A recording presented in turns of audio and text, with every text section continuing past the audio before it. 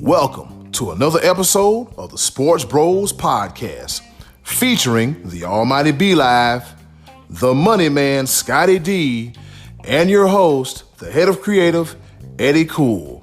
And without any further ado, let's give it up for the Sports Bros.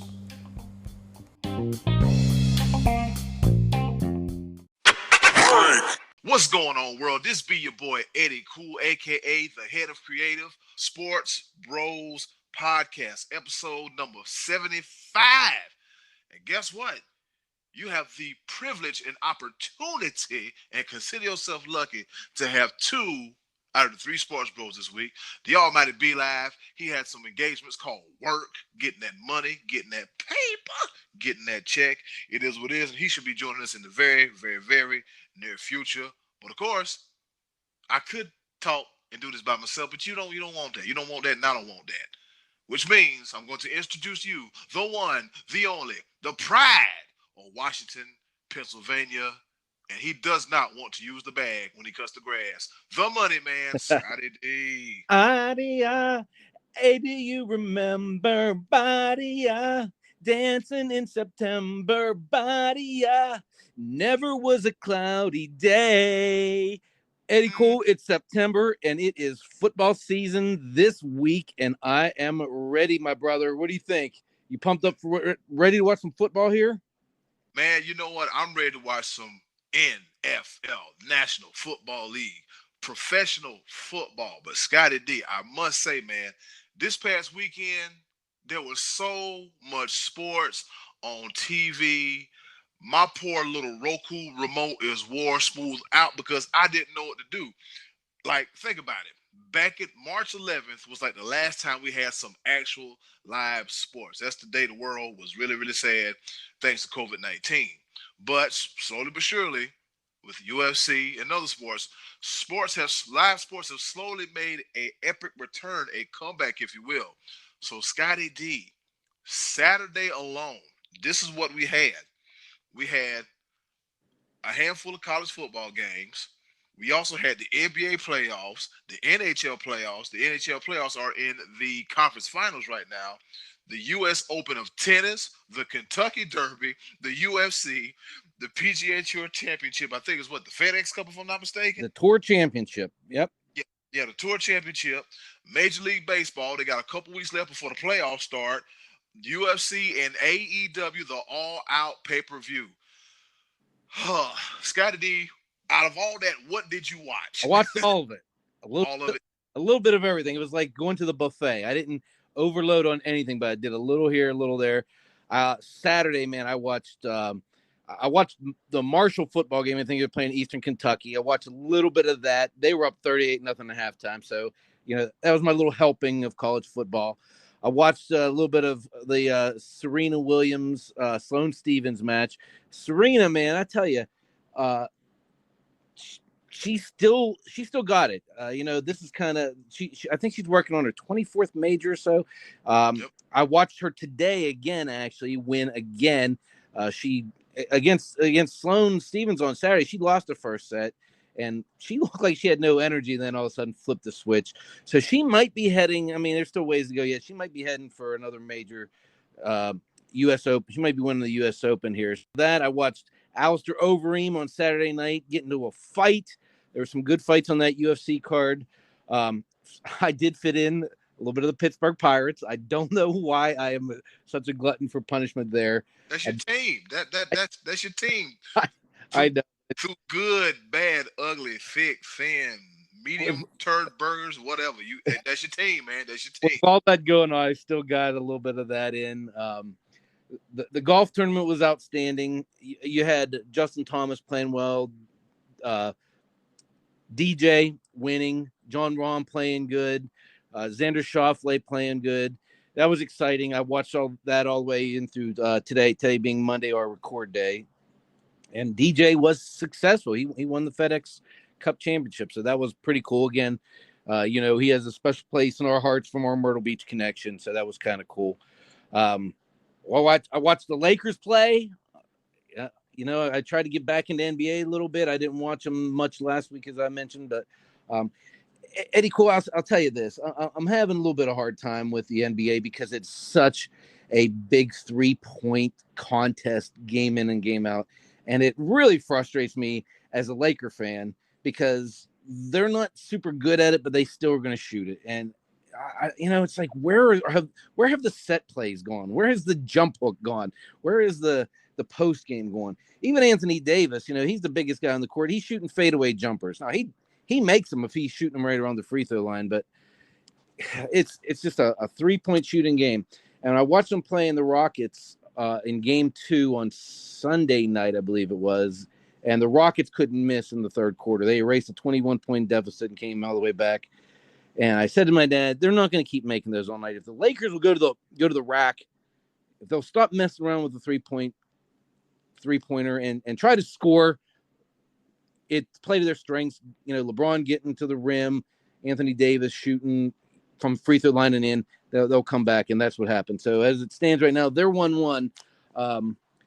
What's the series in the Clippers and Nuggets as we talk? I think they play later tonight, right? Yes. As of release time of the recording, it is 1-1, tied, dead even between the Nuggets and the Clippers. Yep, 1-1 apiece. So one thing I think we've seen in the NBA playoffs is that that's different than from past years when everybody knew that Golden State was going to be in the finals for 5 straight years. We don't have that this year. I think generally everyone has felt we'll see either Lakers or Clippers, but some of these other teams are showing that they are going to have to be dealt with going forward. Nuggets, no matter what happens this series, they're a legit team. Dallas, I know they had their moments here in the playoffs. Utah still up and coming. So the future looks bright in the West. What do we got in the East? The Celtics and the Celtics. What's the Celtics Raptors series right now? The game is being played right now, so it'll change. After because like you said, we record on Monday, release on Tuesday. At press time, it is 2-2. That series between the Celtics and the Raptors, and then we got this one over here between the Heat and the Bucks. Miami leads 3-1. Miami had a chance to close it out, but they didn't. They didn't close out, and I didn't see that game, but I understand Giannis re-injured his ankle. I think that's going to be too big of an uphill battle for the Bucks to come all the way back, and that's got to be a seriously disappointing situation for Milwaukee because they had their sights set on the championship, and before COVID, it looked like they were probably going to roll that way. The break over the summer, it really changed the course of some of these teams, and I think Milwaukee may end up being the one affected the most because there's a good chance that Giannis moves on to another team here, and their window might be closing as we speak, especially if he's hurt. It's one thing to win a game without him. I think he went out in the second quarter of this last game, but yep. Is that right? He second quarter.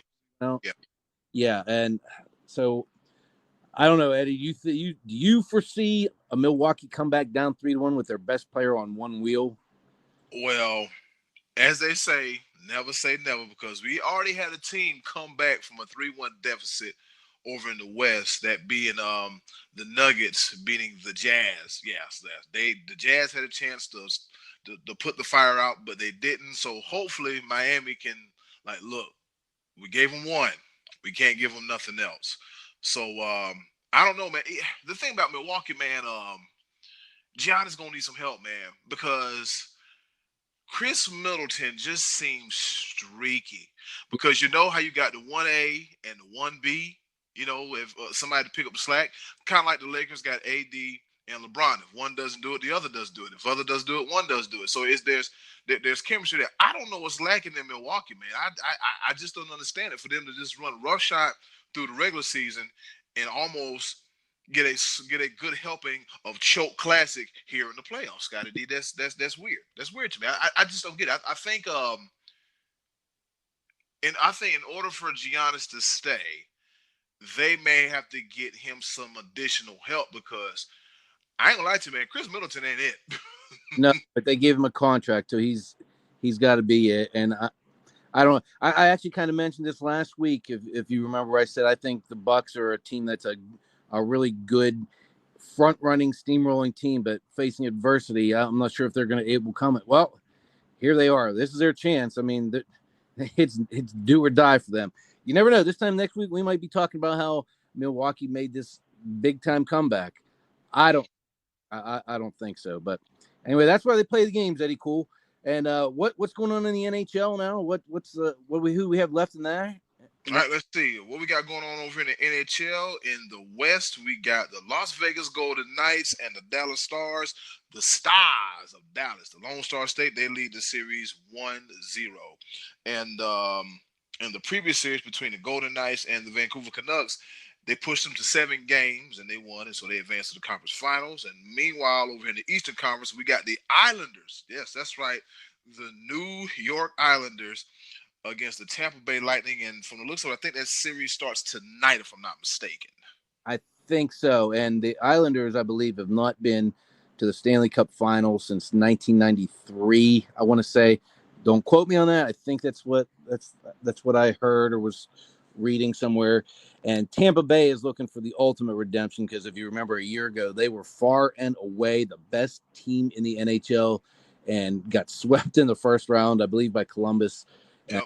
They're trying to right the ship, and that would be the ultimate redemption for a team to blow such an opportunity as they had a year ago to get back in there. So tough fought series between the Islanders and the Flyers going 7. That wrapped up on Saturday night. The Islanders actually were up 3-1 in that series, I believe, and had to play the additional games to get it done. And sometimes that works for you, sometimes against you. You know, when you go from one series right into the next, sometimes you're already in that do or die playoff mode and you just continue on in that mindset. So they, but at the same time, you don't get to sit and get extra couple days off and get those legs rested up a few days. I don't know that that's as big a deal this year because they had such a long layoff over the summer with the COVID break and all that. But we'll see if the Islanders have what it takes, man, to get back to the Stanley Cup Finals over a very determined Tampa Bay Lightning team. So that's where we stand in the NHL. Yep. You know what I like about hockey, man? You never see the same thing over and over again. You always get something different. You remember when Chicago had their mini dynasty, like in the late 2000s and like the early 2000 teens. Yeah. And now we got an expansion team, Las Vegas Golden Knights. Third year in the league. Second trip to the conference finals, and then we got the Stars once again, and as you stated before, we got the Tampa Bay Lightning. They're over here like, look, that would be the ultimate redemption story. Just think about it. Last year, they won 64 games? Yeah, it was a record. It was a darn near record-setting season for them. Yeah, 64 games. They scored 130 points in the regular season, and then get to the playoffs and stink it up. It will be the ultimate redemption story, man. I mean, Tampa Bay, man, they're playing they're playing with purpose. They're playing some pissed off hockey. That's what it is. They're playing some real PO'd hockey, man, and it is really showing, man. It's just nice to see the New York Islanders relevant again. You know what I mean? Yeah, that's they were a mini dynasty back in the early '80s, and their fan base is carried on. They have a hardcore fan base, but yeah, that's going to be very that's a series I'm actually interested in. I don't watch a lot of regular season hockey outside of my own Pittsburgh Penguins, who are not playing, but I do enjoy the intensity of the playoffs, and so that one I am looking forward to. You know what else I watched on Saturday, Eddy? What else did you watch? I watched the Kentucky Derby. Me too. And who did you pick to win? I didn't. Well, I mean, I didn't know much about it.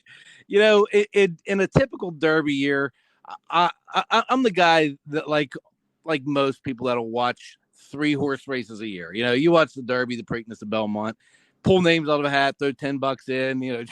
That's usually it. And so usually I don't know much about who the favorites are until the morning of. And on Saturday, like I said, I was watching all this other stuff, so I practically forgot the Derby was even going to be on.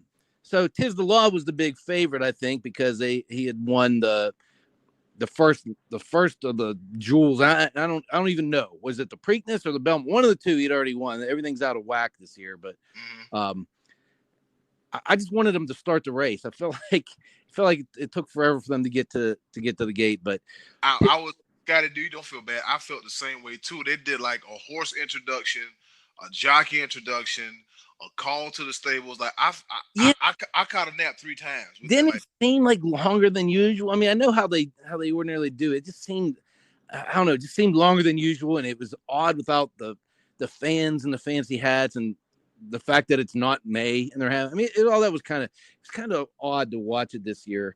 And I don't know a lot about horse racing, but I know that Tiz the Law was the favorite and came out. I think it was the 17th horse, ATM. He was out wide. Maybe he burned up too much energy trying to lead the pack early, but Authentic was the winner of the Kentucky Derby. Again, that doesn't mean a whole lot to me. I just love to watch it, and I'll watch whatever horse race, whatever the final one is. But we will not have a Triple Crown winner this year, Eddy Kool. No, we won't. And I think that was Bruce Baffert's 6th overall Kentucky Derby. I'm glad you mentioned that because I was wanting to say that and forgot. But yes, Bruce Baffert, he's the star of the horse racing world, I guess. So yeah, another victory for Bruce Baffert, man. He's the man. I think he got knocked on his keister as the horses. Was it me or were the horses a little temperamental on Saturday? Like I think. Yeah, they were. A couple of them were wound up. Maybe that's why it took a little bit longer to get them to the gates. They were. I know one was in the stable. He didn't want to have nothing to do with anybody, and I don't know. It did seem a little wackadoodle on Saturday, but hey, at least they got it in. At least they got the Kentucky Derby in, the longest continually running sporting event in America. I think it is. I think it was the 146th, if I'm not. Let me look in my notes again. The 146th running of the Kentucky Derby. Because think about it. Usually we have the Kentucky Derby in May and the Masters in April? Yeah. And so now we got the Masters in November, right around this guy's birthday. So I think I know what I'll be doing for the weekend, watching Masters in my house, chilling. And then, it's a real wonky, kind of confusing, kind of crazy sports here. But think about it. Like I just said earlier, March, we didn't have nothing. April, Scottie D, we were right here asking people what in the hell was their favorite cereal. Yeah. And here I am Saturday, and I don't have enough TVs and remotes to keep everything straight. So at least it was enjoyable for me Saturday trying to keep up with everything. And then on top of all that, I'm a wrestling fan. There was a pay-per-view. Yep. So there was a little bit of everything going on Saturday. So. Yep, we had it was AEW's All Out pay-per-view coming to you live from Daly's Place in Jacksonville, Florida, aka right beside the Jaguar Stadium. Hey man, the Jaguars gonna stink this year. But the pay-per-view was pretty decent, man. I think it was pretty decent, Scottie D. We got to see Orange Cassidy and Chris Jericho in a Mimosa Mayhem match. They had 30,000 gallons of mimosa at the ringside, and in order to win the match, you had to throw your opponent in the tub of mimosa. Yeah, and there was a day that I would have loved to have gotten thrown into a big tub of mimosa, but those days are well behind me now at this point. That's a story for another day. Yep, and then we had Matt Hardy damn near killing himself. He took a bump. Did you see when because it was a scissor scaffold, right? Yeah, I saw that, and he was supposed to drop backwards through a table and extended too far, and basically took a backwards dive onto concrete. Yeah, it's like you saw his head hit the ground, and he sat there, and he kind of looked at the ref, and I'm like, "Oh, that's not good." Yeah. And then when he got up and tried to fight Sammy Guevara again, he was on spaghetti legs, and then the camera panned into his face. I'm like, "Oh, this joker is on another planet. He's on another planet, man." He was messed up. But in the main event, we had MJF and John Moxley, and MJF gets his first ever defeat in AEW against John Moxley. Scottie D, do you think that this was too early for MJF to get his first loss? No, I thought that was fine. I thought that was a highly entertaining wrestling match. But hey, Eddy, not to change the subject, but I'm going to here. Speaking of weird things happening, did you happen to see the situation with Novak Djokovic on Sunday? I didn't see it, but I heard about it. I heard somebody got hit in the throat, and yeah. it was like, hey, we got to stop this match. I'm like, stop the match. Don't you got another backup official somewhere in the Raptors or something? Like, Scottie D, tell us about that, man, because I was going to look further into it, but I got distracted with work and life. What happened? Well, I guess he was just frustrated, and I think he had lost a set because I was not watching this. I was elsewhere. I was on a boat in the Monongahela River on Sunday afternoon when this was happening. But I was he was on a boat. On a boat. Oh, go ahead, Scottie D. I'm sorry. I was trying to catch up, but from what I saw, Djokovic slapped the tennis ball. Not out of anger at any official, but I think he was just frustrated with his play and smacked the ball, and it hit into the neck of a female official. And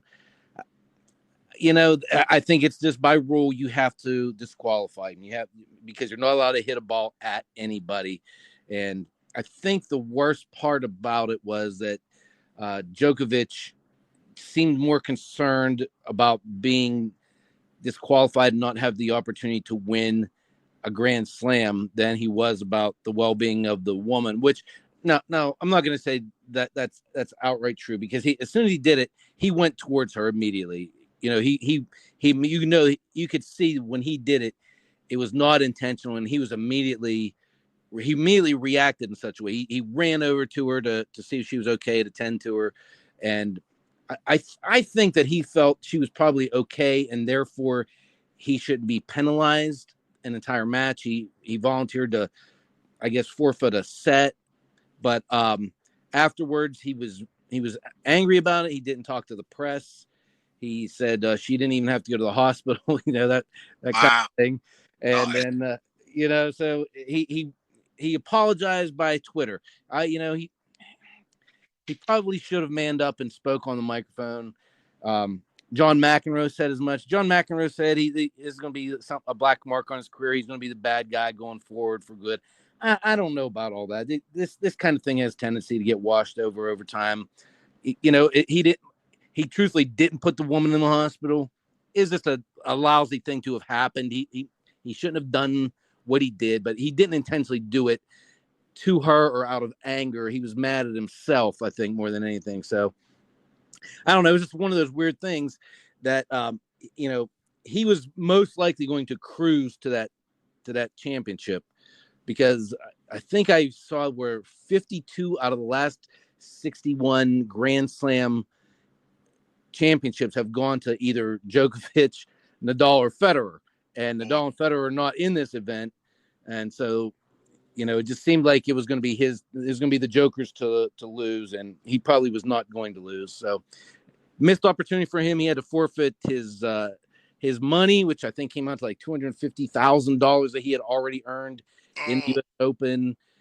Probably not a big deal to a guy like him. He was fined $10,000, but a guy like him at that point, he's not playing for the money as much as he's playing for his history and legacy. And I don't know. It's one of those things. It's unfortunate. Yeah, Joker's, man, he's one of the best tennis players out there, man. I remember when he had when he first had his coming out party back in, I think, 2008, 2009. I was like, oh, man, here comes Djokovic. Am I going to have to choke, Djokovic and everything? And so that was the little thing about him. And this is the classic case of, you get upset at yourself, you take it out on something, and something wound up being on somebody, and it's not a good look. But it's just the best thing about Djokovic, he doesn't have a history of being a dirty tennis player. And so, therefore, like you said, if he comes back and writes a formal apology, it'll be just fine. I think it'll be fine. It'll be water under the bridge. He'll have to monitor himself next time. Oh, and speaking of a conversation of football, a conversation that we had, like surprise roster cuts. Adrian Peterson got cut by the Washington Redskins. Did that come as a surprise? Yeah, because Darius Geis isn't there no more, and I don't know the running back situation for the football team. So that kind of caught me off guard. And then I remember B-Live in our group discussion, he was like, F.A. Obata. He said after the initial wave of cuts was made, he said, I'm blessed to make it to the team. And then shortly after, they cut him again. Only Scottie D to sign him back today. Oh, wow. Yes. What roller coaster for that kid. Yeah, so if I'm F.A. Obata, I'm keeping my ass off of Twitter. I'm just saying thank you to myself in the mirror, and I'm going about my business. Let's see. Josh Rosen, he got a job. Who signed him? I forgot who signed him. Was it Tampa Bay? I think possibly. Yeah. He wound up getting a job. Mike Glennon, he wound up getting let go. The big surprise to me with the Mike Glennon thing was that he was still in the league. I had no idea. Yeah, I thought Opie Taylor was elsewhere. I thought he was long gone. Yeah, and let's see. Mitchell Trubisky starting, Cam Newton starting. Surprise. Deshaun Watson gets a bunch of money. Yeah, he got a bunch of money. Hayward from the Steelers got a bunch of money. Yeah, man, a lot of guys are getting a bunch of money. And Jadeveon Clowney, he finally gets signed by the Tennessee Titans. Yeah, pretty interesting. It's pretty interesting, Scott, with these roster moves, man. What you still waiting on your Cowboys to sign Dak, man. I don't know what's going on with that. Well, it's going to be interesting to see how the Deshaun Watson thing affects Dak. It probably, I would say, drives Dak price tag up even a little bit more. I don't know. He's playing this year. That's all you can worry about for the time being is just getting through this year. The Adrian Peterson thing, I was a little bit surprised just because I thought that with Ron Rivera coming in, it'd be nice for him to have a veteran locker room presence like Peterson. I don't know. I don't know what his salary cap situation, what all that was going on there. Obviously, it's not the same Adrian Peterson as 5-6 years ago. So, time for youth movement, I guess, for the Washington football team. Who else got cut? There was someone else I thought they got cut that surprised me. Oh, the Cowboys cut Clinton Dix, and he must just have had a terrible camp. Still waiting to see if Earl Thomas surfaces there. It looks like he probably will not at this point, I would say. Not this close to the start of the season. The Cowboys actually brought in Brandon Carr, who formerly was one of their cornerbacks, to be a safety for the practice squad. So I don't think Earl Thomas will be a Cowboy unless more injuries arise there. And it's possible that they do. I don't know. Football season starts this week. Time to go. Yep. Matter of fact, what's his name? PJ Walker from the XFL, Scottie D. Guess what? He got a job. Yeah, he didn't get cut. He wound up making the final 53-man roster on the Carolina Panthers. So that whole Matt Rule and PJ Walker Temple connection, it might pay some dividends for the Carolina Panthers because, as you can say, as Brock Lesnar, or should I say Roman Reigns, is a Paul Heyman guy. I guess it's safe to say that PJ Walker is also a Matt Rule guy. Oh yeah, I'm over here looking at the Washington football team's running back roster. They got Peyton Barber, Antonio Gibson, Bryce Love. If you remember him, he played at Stanford University. Yeah. And he was supposed to be like the big deal. And this guy named J.D. McKissick. Here's a story about J.D. McKissick. He's been all over the place. The first time I saw J.D. McKissick was on a Falcons video highlight from the preseason about 3 years ago, and he returned a punt, damn near untouched. So McKissick can get the ball. He can really make a good opportunity. He can really make something for himself and make a big deal. So, yeah, that's the backfield, man, for the Redskins. Peyton Barber, who used to play for the Buccaneers, Antonio Gibson, Bryce Love, and J.D. McKissick. Oh, yeah, Adrian Peterson signs a deal with the Detroit Lions. The Lions. He's fits there. We'll see what happens. I hate at this point seeing Adrian Peterson bounce from team to team. So I hope that he has a good season here and then decides to call it a career. You hate to see a guy who was that good, that dominating, just go from team to team. Because this is what now. This is going to be his fifth team, I believe. Yeah, let's see. The Saints, the Cardinals, the Redskins, the Vikings. So this is going to be his fifth team, and that kind of thing kind of happened to Eric Dickerson too. And you think Eric Dickerson, you think Rams, and so I don't know. I'm ready to see AP call it a career. I think. I know he still probably feels he has a lot of tread left on the tire, but I don't like seeing Adrian Peterson, a modern living legend, get cut and have to go from team to team. So I think that's the thing, Scottie D. Like realizing, like, okay, this might be it. Because think about it, you got like you have two top 10 all time leading rushers playing this season.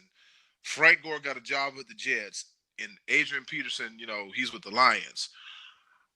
Maybe these teams are bringing these guys in for like, hey, groom these guys to make them better than what we already have now. Just use your veteran leadership. That's the one thing I can come out of it. Veteran leadership. But as you mentioned, Scott, Thursday night we got the Chiefs and we got the Texans. Ain't no preseason games. It's probably gonna be some rough looking football, but guess what? We got some football. And Scottie D, guess what? What, Eddy Kool? It's almost that time for our favorite part of the show. And with that being said, hey, yo, button, hit it. And now, our favorite part of the show, the choices of the voices. Once again, thank you to the wonderful and ever so lovely Miss Button for introducing our favorite part of the show. You heard the woman, the choices of the voices section. Button has no right, reason, or purpose to lie. She's 100% honest when it comes to talking about our favorite part of the show, the choices of the voices, because if it wasn't for the listeners, there would be no Sports Bros podcast. And with that being said, Scottie D, what's the question for this week's choices of the voices? Well, I opened a can of worms on this one because I asked who was the most overrated NFL player you've ever seen. And lots of conversation was on our pages over that question.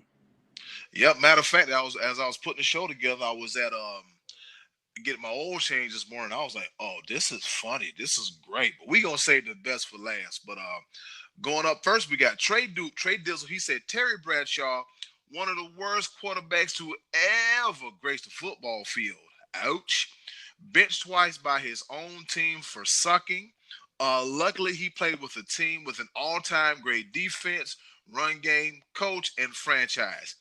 He had 2 more touchdowns than interceptions in his entire career and was overall bad, carried by his team his entire career. He said Terry Bradshaw, Scottie D. Terry Bradshaw. Wow. That's a 4-time Super Bowl winner, but his numbers, he's giving you facts there. His numbers don't lie. Bradshaw was definitely beneficiary of having a team that was loaded with just immense talent, particularly on the defensive side of the ball. Hard to fault Bradshaw for throwing the ball up, let Lynn Swann and Stallworth go get it. And, he had a good running game with Franco and Rocky. If you think Bradshaw's overrated, I'm not going to argue that. Scottie D, should I go as far as saying Terry Bradshaw was Trent Dilfer before Trent Dilfer was Trent Dilfer? Oh, no, that's a little harsh. I know. I don't think Bradshaw was a bad quarterback. Dilfer was just, Dilfer was a guy who looked like he had all the tools to be a good quarterback, and he was okay, just okay. Bradshaw was better than okay, but I understand why Trey would say he was overrated. All right. Thanks, Trey Dizzle. Moving right along, we got Matty Ice. Matty Ice didn't give us one, but Scottie D, he did take exception to the picture that you posted of Marcus Allen. Lucy, you got some explaining to do. How do we come about to that, Scottie D, with Marcus Allen being on there? This actually was something that was a little bit of a surprise to me, is when I saw Marcus Allen's statistics. And Marcus Allen played in the NFL for 16 years. And you think of Marcus Allen as this great running back, Heisman Trophy winner at USC and number 1 draft pick, and came into the league like gangbusters. But after year 4, he never rushed for as much as even 900 yards in a season. So that's his first 4 years, pretty darn good. And then his last 12 years, not even hitting the 900-yard rushing mark. Now, I know he also, had some receiving yards there, but that Matty Ice was not happy with me for even put that picture up there. He said he was an integral part of the teams he was on and played 16 games. And he said it was ridiculous that I put his picture up there. And that's okay. I get it because Marcus Allen was pretty good. I mean, he's a Hall of Famer, and he was a Super Bowl champion, had an incredible run in the Super Bowl, one of the best ever against Washington. He reversed fields and, down the sideline. I get it. Marcus Allen is a Hall of Famer. But if you would take away his first 4 years and just look at the 12, you would see a just not dominating running back. But you don't take away the first 4 years because he did accomplish, have a lot of accomplishments in the first 4. So that's part of his career. I don't know. I had read some things about him being overrated, and I just slapped his picture on there. And sorry, Matty Ice, didn't mean to upset you on that one. He at one point in his career, he actually took a backseat to Bo Jackson. And hard to argue against that because Bo was years. Yeah, he was just incredible. And then he finished out his last couple of years with the Chiefs, and they had I think a few different running backs, to play alongside him. So he at the more advanced stage of his career, he wasn't the main guy. He wasn't toting the ball 35 times a game. We'll say that, towards the end. But okay, so that's how I came up to have a Marcus Allen on that picture. Take that again. This is a very, like I said, these are different ways to interpret the question of what your definition of overrated is. So there you go. So, Matt, I tip my cap to you for fighting for Marcus Allen on that one.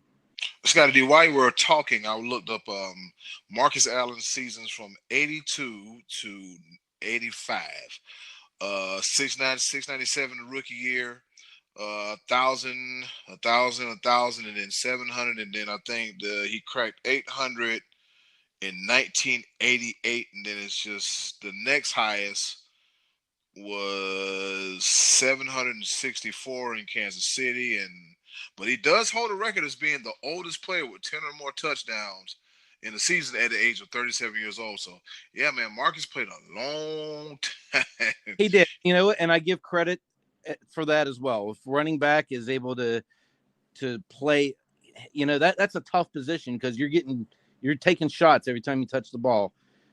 So I do give credit for longevity for his career. I'm not saying take Marcus Allen out of the Hall of Fame. I just put his picture on there. Yeah, he's one of the guys who, you don't really think about him like that. A lot of people don't really talk about him like that. So that's why we got, YouTube and everything else. And so moving right along, Martin Tracy, Matty Ice, we appreciate that. Paul Bluss, he said, I always thought Jeff George was overrated.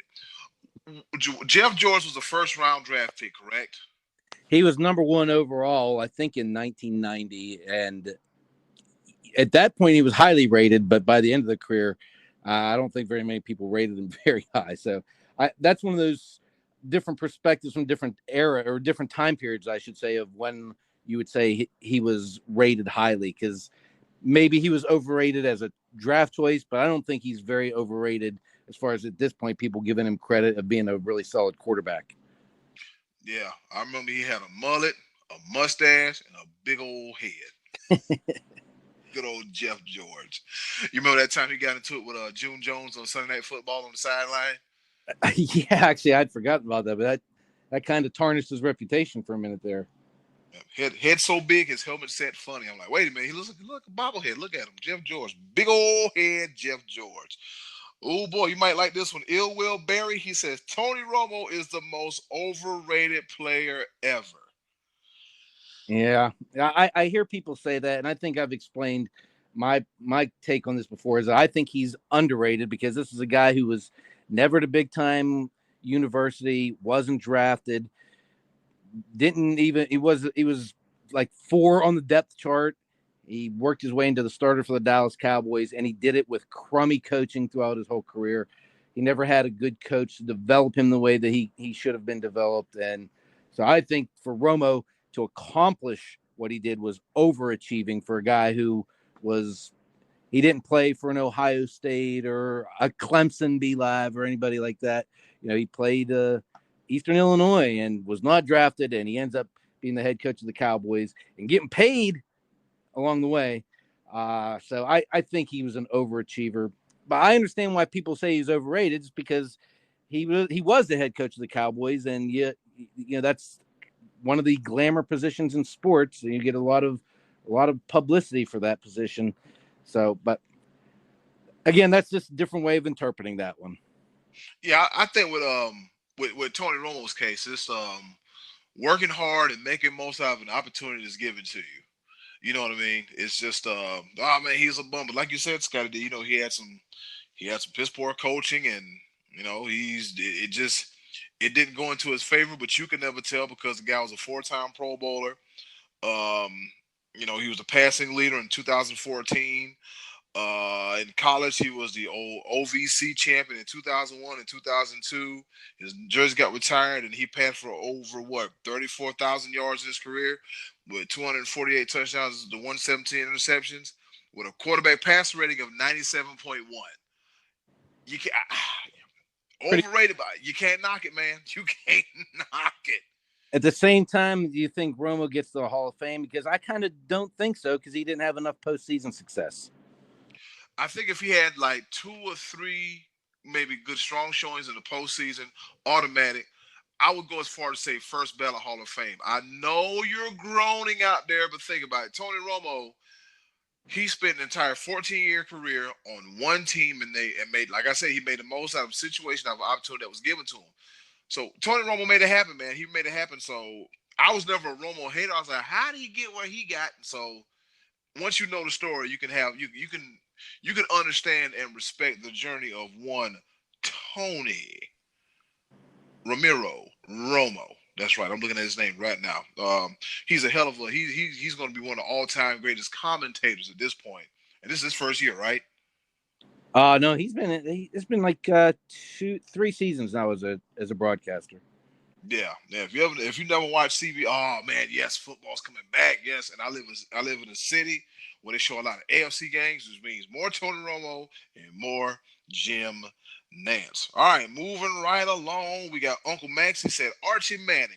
He threw more interceptions than touchdowns and never led the Saints to a winning season.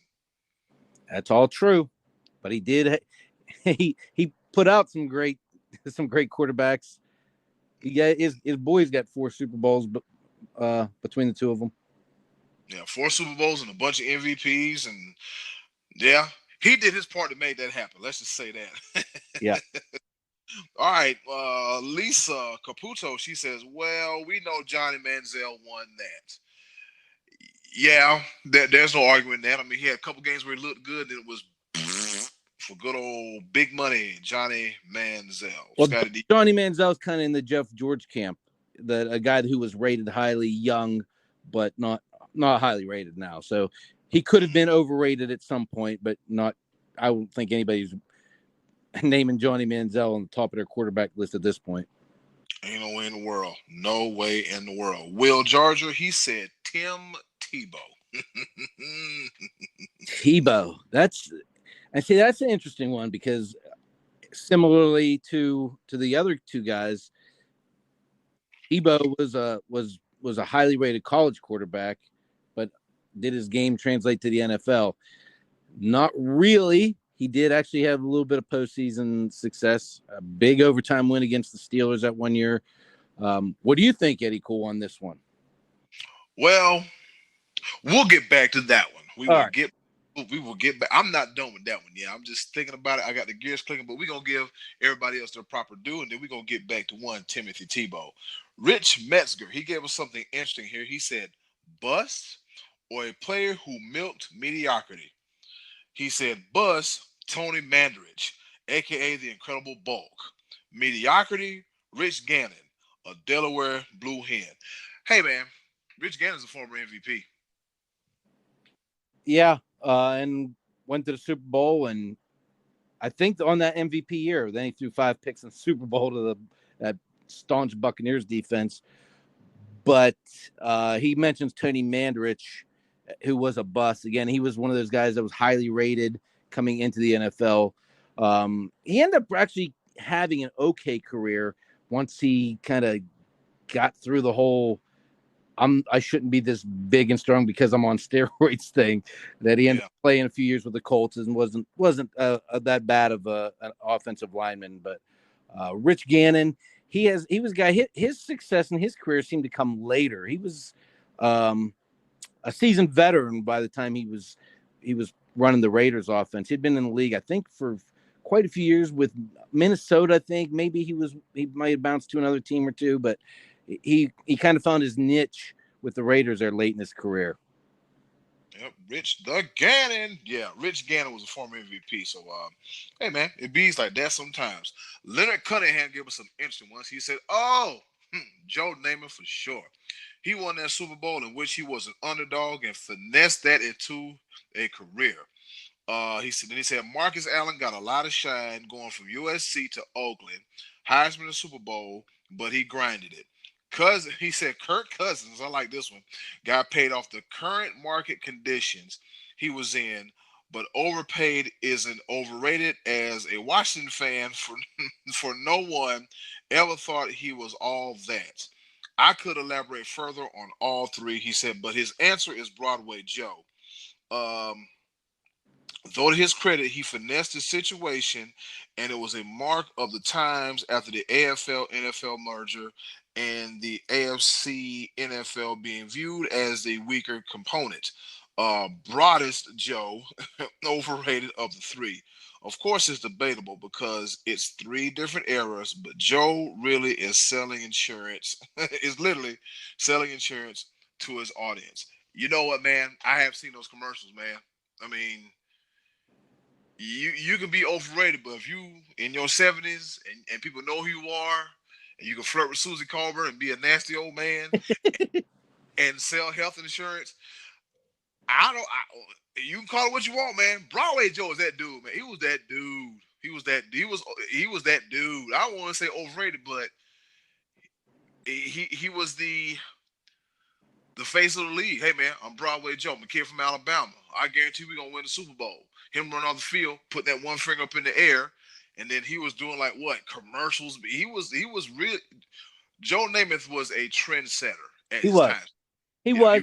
And I think that's why some would say that he was overrated. Now, it's hard for me to say this because I didn't see Joe Namath play.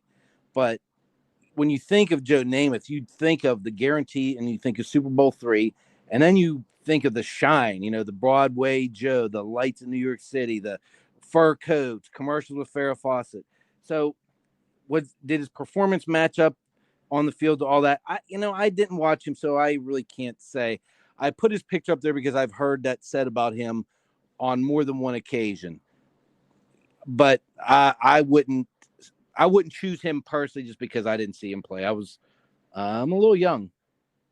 Yeah, we all a little young. I'm gonna save this next one to the last one because it all ties in together. Monique Adams, she also said Tony Romo and Johnny Manziel. So there's two for Tony and two for Johnny. Mike Church said Cam Newton. I'm glad B-Live's not here, or we'd go on a big tangent on that one. I mean, he played for my Carolina Panthers too, but as far as being overrated, I wouldn't say the man's overrated. I think if he were to if he would have won that Super Bowl, diving that damn football, it'd be a whole different story. I'm telling you, man, winning cures all ails and changes opinions. It really does. Cam Newton had a lot of had a lot of mess on him. Had a lot of he wasn't highly favored. I mean, think about it. He had a laptop incident at the University of Florida. And he was at the same time with Chris Leakey and Tim Tebow. He had to go to Blinn Junior College, won a couple national championships there, that transferred over to Auburn. And, this scam Newton thing never really left, but he went to the NFL and set some records the first few years. And then next thing you know, he's dancing and dabbing and wearing wild clothes, and now he's a New England Patriot, and he got named the starter. So, I mean, it's just I think as far as Cam Newton goes, I think it's a matter of opinion, to be honest with you. Because I think he nailed it, Eddie, too, with the dancing and dabbing and stuff. He drew attention to himself, and so a lot of that has to do with it, I think. Yeah, because you got a lot of people like, okay, man, that's cool. You're dancing and dabbing, but you're not winning games. You're there, you're the MVP, and this is all you're doing, dancing and dabbing. But I will never forget the time they played the Green Bay Packers, and Clay Matthews said, "That's that wheel route. That's that wheel route." And Cam Newton looked at him and said, "Oh, you watching film, huh? That's cool. watch this, and throws a little slant to Christian McCaffrey. And yeah, that was one of the greatest moments in the history of NFL films. All right, and so Scottie D, like I said, I'm going to save two of them. Next to last and the best for last. Now, Greg Webster said, Tom Brady, you just wait and see how he does without the rest of the Pats. Oh, yeah, he's trying to take his buddies with him, too. They just added Leonard Fournette, in case you forgot. He was a surprise roster cut, but then he got picked up by the Buccaneers. And then that leads us to the one, the only, terrible Pete Talansky. And he says, my real answer will for sure raise a lot of arguments and controversies. It's always good to know what you're getting into, Pete. I believe the most overrated player in the NFL is Tom Edward Fitzgerald Brady. He is the product of a great system. Now remember, I'm not saying he is a bad quarterback, just extremely overrated. All right, that was terrible. Pete Talansky's response.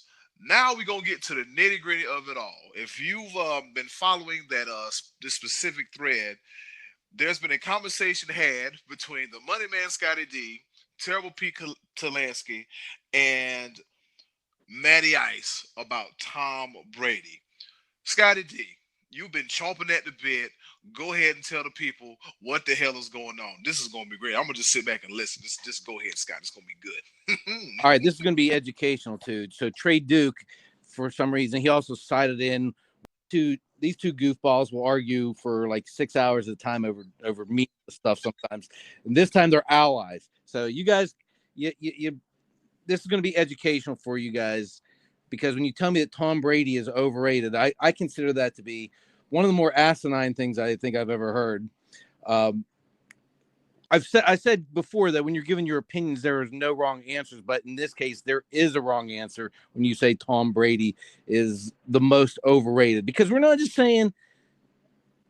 My question was, who's the most overrated player? And you're going to tell me out of thousands of NFL players that have ever lined up, Tom Brady is the most overrated. Guys, if you look at the statistics of the greatest quarterbacks of all time, Tom Brady ranks number 2 with total yards, 74,571 yards. He has thrown for 541 touchdowns to only 179 interceptions in 19 years. He's second in touchdowns and yards to Drew Brees. All right. Now, the difference there is that Drew Brees has won Super Bowl. Brady's been to 9 of them and won 6. That means he's won the AFC Championship 9 times and the Super Bowl 6 times. You're in the conversation of greatest of all time when you do that. Now, there's Trey and Pete both cited the fact that he played in a poor division, that he had automatic wins against the Bills and the Jets and the Dolphins all the years, which is true. He did have 6 games out of 16 that were seemingly easy. You know, the Jets had a couple years in there where they were good. They got to a championship game. But when you get to the playoffs, you're not playing scrubs. You're playing good teams. In his career in the Super Bowl in the postseason, he absolutely owned Peyton Manning and Ben Roethlisberger over that period of time. He beat Matt Ryan in the Super Bowl, who was an MVP. He beat Donovan McNabb, who was a Pro Bowler 6 times. He beat Hall of Famer Kurt Warner. He beat Russell Wilson, who was an MVP. So it's not like he had an easy path just to go to the Super Bowl. Now, I understand that there also were some games in there that he could have lost. I said that before. Very easily, the Patriots could have been maybe 3-6 in the Super Bowl. And even if Brady won 3 Super Bowls, that's more than Peyton Manning and Breeze and Aaron Rodgers and Dan Marino and John Elway and Steve Young and Brett Favre, all the guys that are considered the greatest quarterbacks on the list of all time. This guy made a Super Bowl MVP out of Deion Branch. Yep. He made a star out of Wes Welker. Yep. He revived the career of Randy Moss, who had 2 terrible years with the Raiders.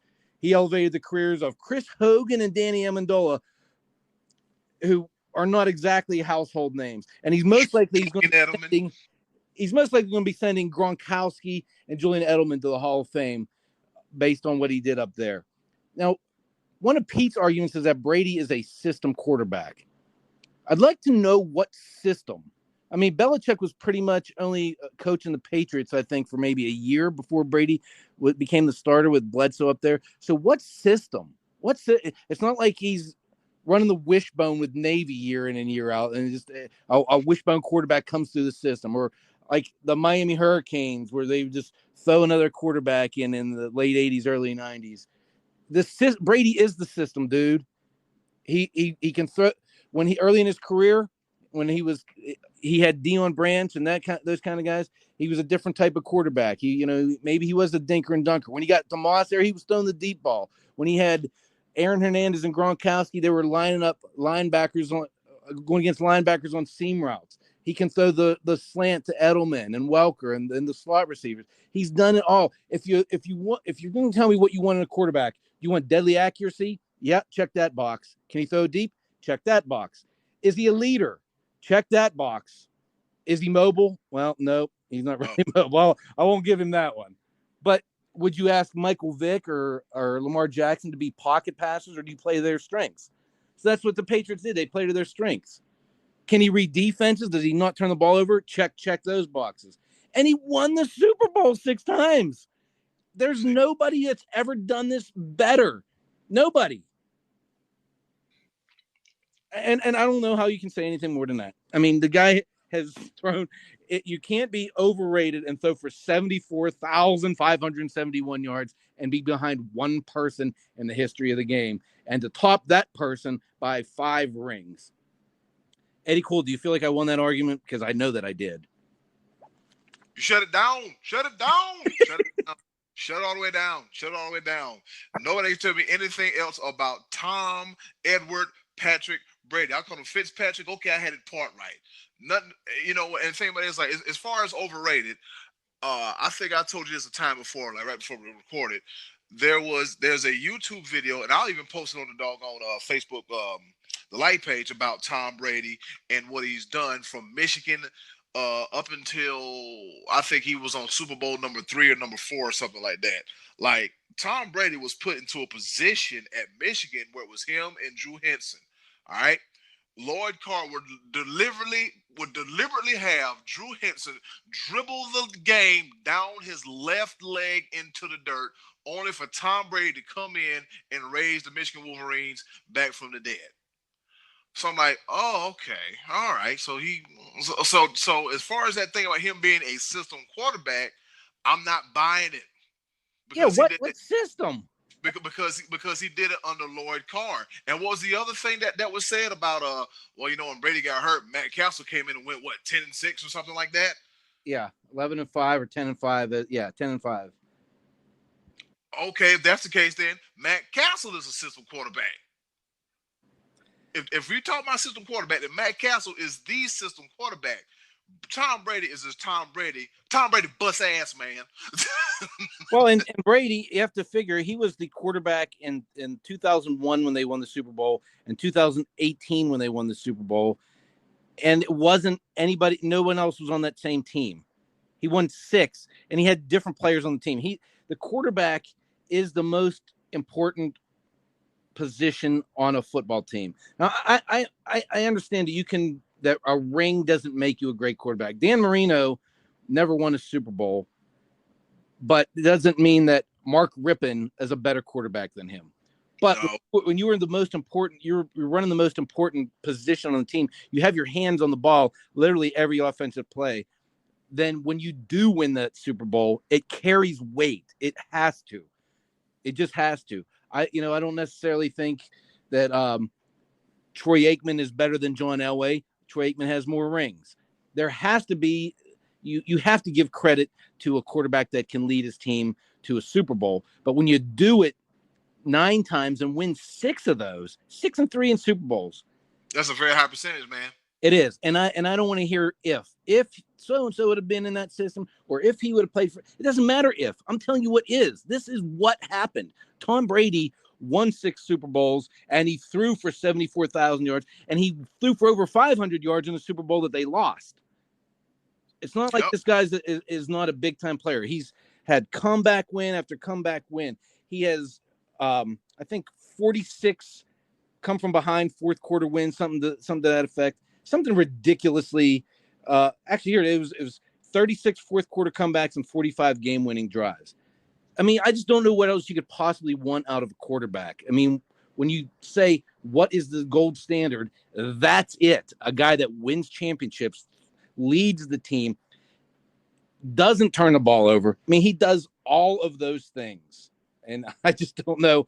I can tell you personally, I've been watching NFL for over 40 years, and I've never seen a better quarterback. And I'm not a Tom Brady fan. I'm a Cowboy fan. I root against Tom Brady. I've watched Tom Brady. One of the I don't want to say one of the best games, but one of the games I watched him was when they played in the snow against the Tennessee Titans, and they hung 50 points on them in the snow. Is that what it was? Yeah, they hung like 50 points. I'm like, I don't even want to watch this no more. I lived in northern New England. I lived in New Hampshire. So I 4 solid years of Tom Brady. And I'm like, look, this dude bad. This boy is off the chain. In the words of Shaquille O'Neal, Tom Brady, he bust ass. Yeah. Tom Brady, I mean, and yes, he beat, he beat my Carolina Panthers, but in the Super Bowl. But Adam Vinatieri, he did ice the game. I get that, but when we talk about Tom Brady, 6-time Super Bowl champion, 4-time Super Bowl MVP, the MVP he won it 3 times. His most recent MVP was 2017. Yeah, and then like you said, look at the plethora of talent, the lack thereof, and then look what he did once he had talent. And look at the situation now in Tampa Bay. Look at the talent he's got between Mike Evans, Chris Godwin, Gronk, Leonard Fournette, he just signed. Not to mention O.J. Howard, Cameron Brate. Like, the only thing that we can see now with Tom Brady is is he as good as we think he is without Bill Belichick? Well, that's going to be an interesting thing to follow, but it to me it doesn't matter. He's already the best of all time. If he goes 5-11 this year, I mean, it proves nothing at this point because he's 43. He ain't got nothing else to prove. Tom Brady ain't got nothing else left to prove. Nothing. He should be retired. He's already the best of all time. And when it comes to that, I'm right. So there you go. All right, Scottie D, and my pick for choices are the voices as far as being overrated. Look, it was mentioned once already, and we kind of went into detail about it. But I'm gonna go ahead and say it again. That doggone Tim Tebow. You know what? Tim Tebow was highly touted in college, and he was a big damn deal. Look, Tim Tebow was like, look, after we lose this game, we'll never lose again. The man wound up winning 2 national championships, but the game just didn't translate over to the pros. It did not. To the NFL level. So, and it's, Tebow, oh, this, oh, that, Tebow. Yeah, I got it. But see, Tebow's biggest shining moment, I think, was he? I don't remember if he was a quarterback when the Josh McDaniel-led Broncos beat the Patriots. He might have been. I don't know. Don't hold me to it. But before that, after the fact, he led the Denver Broncos to a big time playoff win against the Pittsburgh Steelers. Big time win, big upset win. Ever since then, Tim Tebow bounced around from the Broncos to the Jets to the Patriots, and then from the Patriots to the Eagles. And since then, he's been playing baseball. I don't think he's doing that anymore. The hype machine that was Tim Tebow, he was America's sweetheart, but this guy's game could not translate to the next level. You were a placeholder until the next big thing in Denver came along. And for the looks like, it's a dude by the name of Drew Lock, but that's like 8 or 9 years after the fact that Tim Tebow left. Let me give you his numbers. His completion rate is 47.9%. Touchdowns to interception. As a quarterback, he only threw 17 touchdowns to 9 interceptions. This is a starter in the NFL, right? With a grand total of 2,422 yards. His passer rating is abysmal, 75.3, and he did more running than he did passing. He got 12 rushing touchdowns. They should have made a guy a damn fullback or H-back or a tight end. How in the hell he became a damn quarterback is beyond me. I don't know if John Elway was reaching for straws or what. The Tebow experiment was fun while it lasted, but as far as a long-term solution at quarterback, and that's why I think Tim Tebow is the most overrated player in the history of the National Football League. Scottie D. Okay. Wow. Well, I was gonna go to the opposite extreme, and I think I'm gonna change my answer here because I was going to go with Brett Favre, and that is because Brett Favre played 20 years. He did win a Super Bowl, but the main knock on Brett Favre is those 336 career interceptions that hurt his team. He could have he threw a big interception with the Vikings against the Saints when really all they needed to do was just kind of run the clock and kick the field goal. He did it against the Eagles in a playoff game. He did it against the Cowboys in a playoff game. He was known to do it in big situations over and over and over again.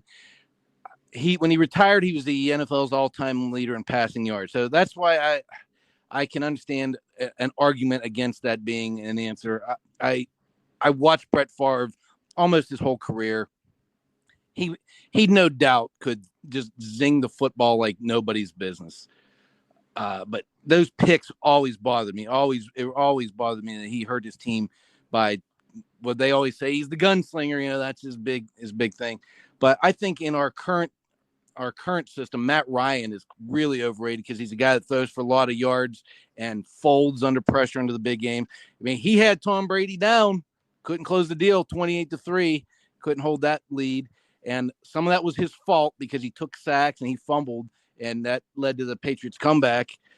So I think Matt Ryan is probably very highly overrated. Although at this point, I think people were starting to look at him kind of the same way that I am. He's not a superstar quarterback anymore. I get a lot of Drew Bledsoe feel with Matt Ryan, a guy that can throw for a lot of yards, but just doesn't win the big game. I know Drew Bledsoe got to the Super Bowl and did not win, but and there's a lot to be said for getting your team to the Super Bowl. Again, I'm not taking anything away from that. But Matt Ryan, there was a guy named Albert Haynesworth. You remember him? He was kind of overrated, overpaid. Once he got contract, man, yeah, because what happened was he got drafted by the Titans, right? Yeah, they got drafted by the Titans and went to Washington and did absolutely nothing. Nothing.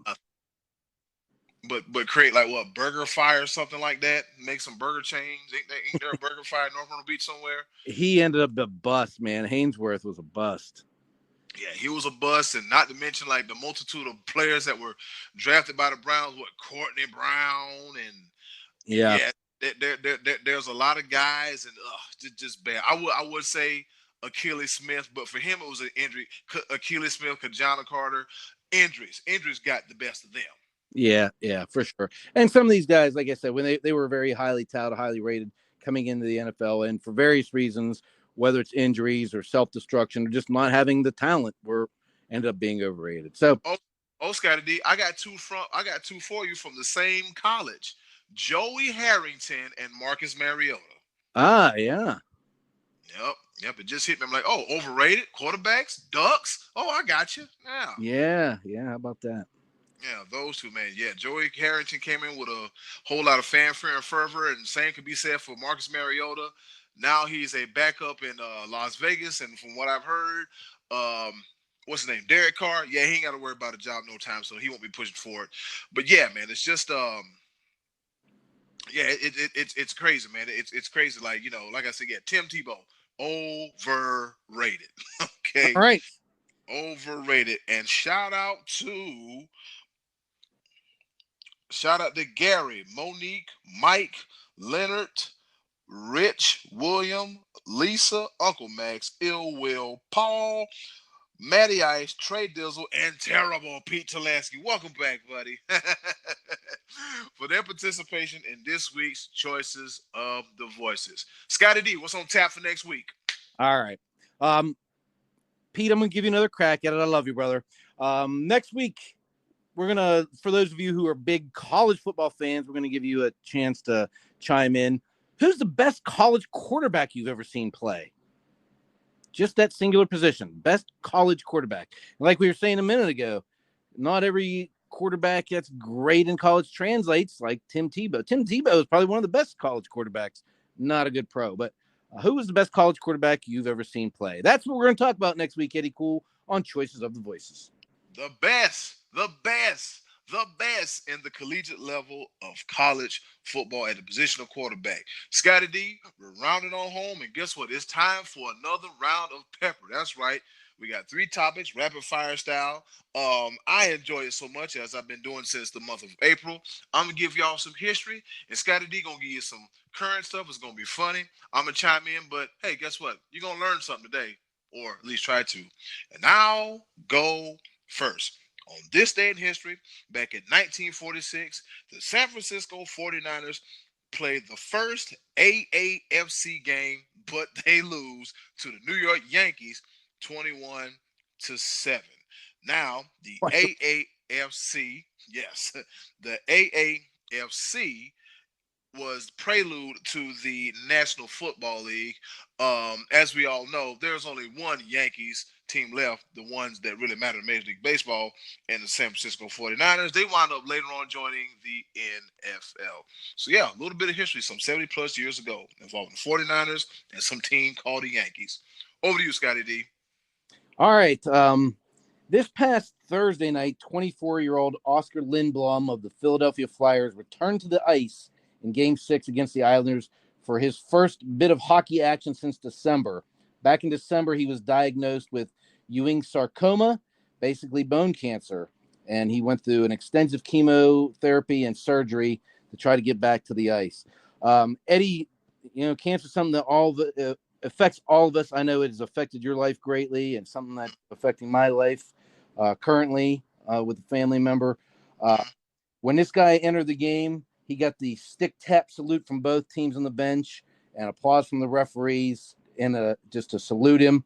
And so, Oscar Lindblom, I salute you as well. Sports Bros salute you for getting back to the ice, and we wish you all the best.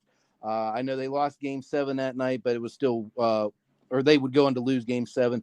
But that's still quite an accomplishment, and what a moment for Oscar Lindblom to get back to the NHL. Eddy, over to you, buddy. Yep, that's always great when you can, beat cancer or do what you can to try to make it subside and get back to normality, man. Because the thing, currently is normality, and you got to do what you can to get your normality back. So, shout out to Oscar Lindblom. All right, on this day in history, back in 1974, we were talking tennis earlier, particularly the U.S. Open, and Jimmy Connors wins his first of 5 U.S. Open singles titles as he outclasses veteran Australian Ken Rosenwald 6-1, 6-0, 6-1 in the last event played on grass. That's right, a young, fiery, feisty Jimmy Connors getting those dubs at the U.S. Open in tennis. Over to you, Scottie D. Jimmy Connors. All right. So C.D. Lamb is going to be a Cowboy wearing number 88 that was previously worn by Des Bryant, Michael Irvin, and Drew Pearson. Drew Pearson is the only member of the NFL's all-decade team of the 1970s that is not in the Pro Football Hall of Fame. Earlier this year, he had his heart broken. He went on TV, and you could see him basically in tears saying that his heart was broken because he was passed over for the Centennial class that the Hall of Fame set up this past year. They were adding more guys and trying to right some wrongs and put some guys in the Hall of Fame. And Drew Pearson was passed over again, and he was absolutely devastated about it. And all Cowboys fans felt that Drew Pearson should have been in a long time ago. He retired as the Cowboys' all-time receiver with 7,822 yards. Now, that's not a lot by today's standards, but the way the offenses were run back in that running back heavy era of the 70s, Drew Pearson was a stud wide receiver, the recipient of the Hail Mary. And just a couple weeks ago, the senior committee said they are going to they said they're going to induct him. He is 32 years after he was first qualified for induction, and he was officially nominated just 2 weeks ago, him and Tom Flores, and pretty much as the only 2 senior members, they're going to both get their induction in 2021. And Drew Pearson said it was one of the happiest days of his life. And so congratulations to Drew Pearson. As a Cowboy fan, man, this was long overdue, and I am so thrilled and so happy for Drew Pearson. Eddy Kool, over to you. You know what, man? That makes me feel good to, like you said, he was the only member of the all 70s decade team not to be in the let me look at this right quick and then we'll get to the pepper, the NFL all 70s decade team. That's OJ, Terry Bradshaw, Walter Payton, Lynn Swann. He's the only one. Him and Rick Upchurch, Garrett. It's out of that class. Let's see. It is L.C. Greenwood. Let's see. I want to say Cliff Harris, another Cowboy, was also left out, but he got his election as part of the annual team earlier this year, whereas Drew Pearson was passed over. Yeah, he got in there. So you like Drew. Drew's finally he's finally gonna get in. He's a 2-time finalist. Let's see who received votes we didn't get in. L.C. Greenwood, Harvey Martin, Lewis Wright, Dick Anderson, and like I said, the aforementioned Garo Yepremian. Throw the ball, Gary, and Rick Upchurch and some other kicker, punters, and special teamers and stuff like that. But it's always good to see Charlie Sanders, Harold Carmichael, Dan Deardo, Ron Yari. Yeah, man. One more time for Drew Pearson. I gotta give it up for you. Give it up for you. Good to see good things happen to great people. On this day in history, back in 2018, Serena Williams. Guess what? Naomi Osaka said, "Here, Serena, hold this L," because Naomi Osaka became the first Japanese female to win a Grand Slam singles final as she beat Serena Williams in a controversial match, 6-2 to 6-4. Ain't this the match where Serena had to blow up, if I'm not mistaken? I think it may have been. Yeah, I think so.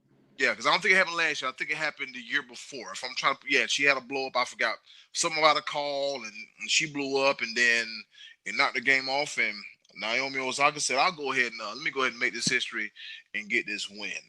Over to you, Scottie D. All right, so I think I may have found the worst sports fan anywhere.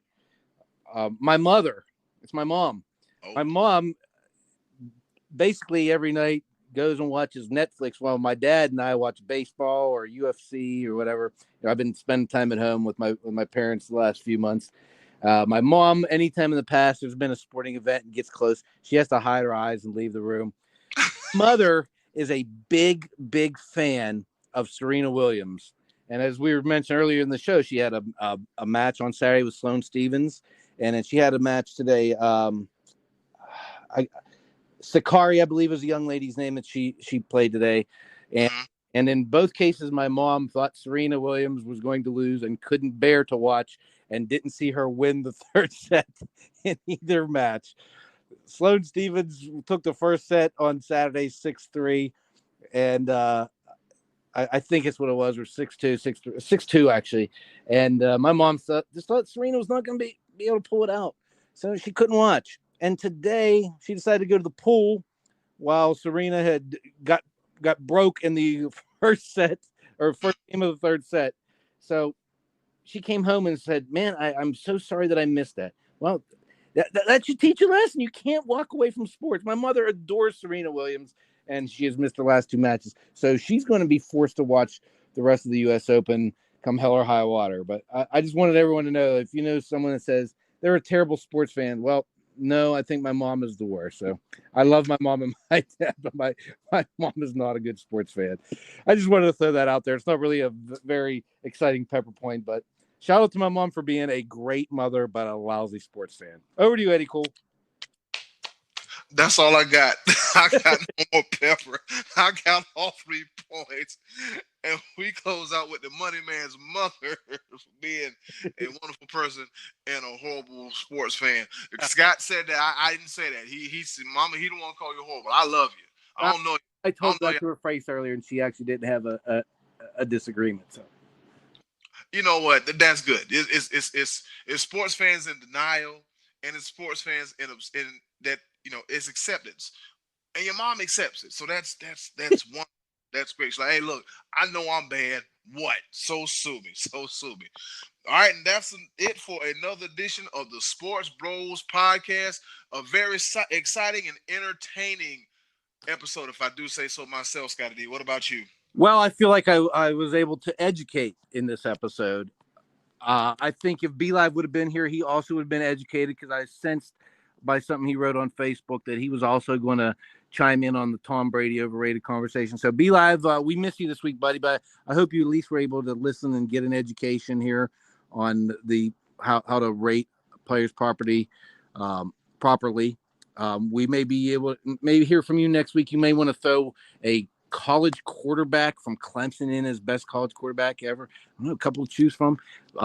B Live is probably down at Max Speed Shop with the best briskets, burgers, 9,000 beers on tap. Yes, sir. And some wine, Yeah. sweet potato fries, grits, I it think seems. I was working open to close for all the way to Halloween or something like that, if I'm not mistaken. So, The dreaded cloping.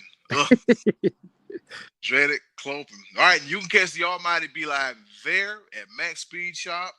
Previous episodes of Sports Bros Podcast, 9 times out of 10, you're going to find him on all the Sports Bros social media outlets, from the Facebook like page to the YouTube channel to the WordPress, the email address. You can check us out, sportsbrospcast@gmail.